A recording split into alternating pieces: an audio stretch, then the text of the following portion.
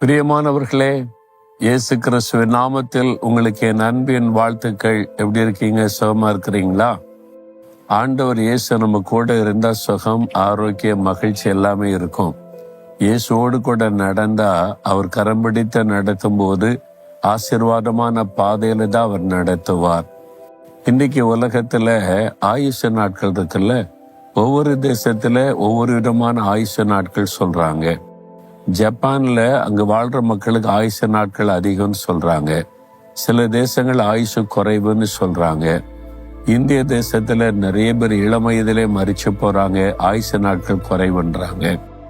இந்த ஆயுச நாட்கள், அதை குறித்த நமக்கு சிந்தனை வயது ஆக ஆக ஆயுச நாளை குறித்த யோசனை வருகிறது.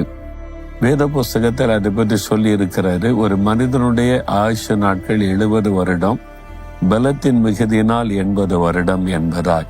அதனால அந்த வருஷத்துல செத்துருவான்னு அர்த்தம் அல்ல, ஆவரேஜா பொதுவா சொல்லப்படுகிற வார்த்தை. ஆனா அது கூட சிலர் தாங்குவதில்லை. இளம் வயதிலேயே மறிக்கிற காரியத்தை நம்ம பார்க்கிறோம். ஏன் இந்த மாதிரி மரணங்கள், ஆயுச நாட்கள் பூரணப்படாமலே மறிக்க காரணம் என்ன?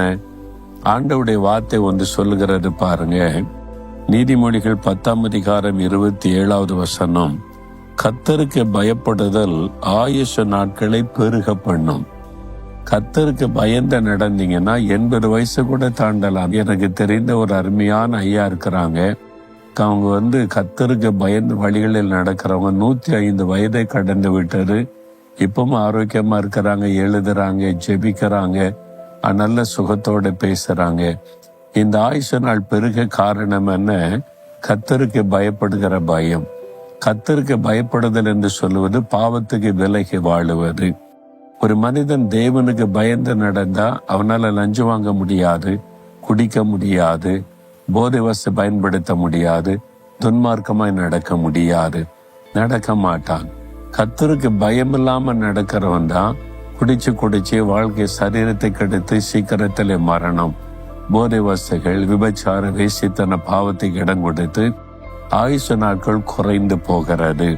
ஆனா கர்த்தருக்கு பயந்து பொல்லாப்புக்கு விலகி ஆண்டவருடைய வழியில நடக்கும் போது ஆயுச நாட்களை கர்த்தர் பெருக பண்ணுவேன்னு வாக்கு கொடுக்கிறார்.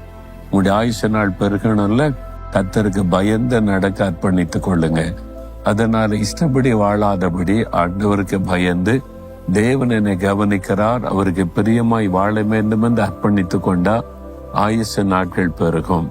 யோபுடைய வாழ்க்கையில பாருங்க, கர்த்தருக்கு பயந்து பொல்லாப்புக்கு விலகின தேவ மனிதராயிருந்தார். கொடிய வியாதி வந்தது. சாத்தான் அழித்து விட நினைத்தான், அழிக்க முடியல.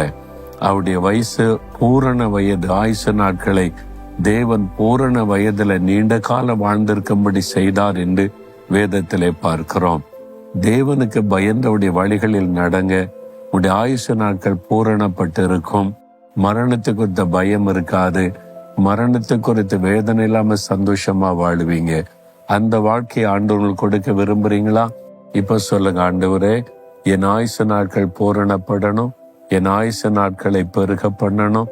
நான் ஆயுச நாட்கள் முழுவதும் இயேசுக்கு சாட்சியாய் கர்த்தருக்கு பயந்து உம்முடைய வழிகளில் நடக்க ஒப்பு கொடுக்கிறேன். உம்மை மகிமைப்படுத்துகிற வாழ்க்கை வாழ அர்ப்பணிக்கிறேன். இயேசுவின் நாமத்தில் இந்த மரண பயம் எல்லாம் உழைத்து விட்டு விலகட்டும்.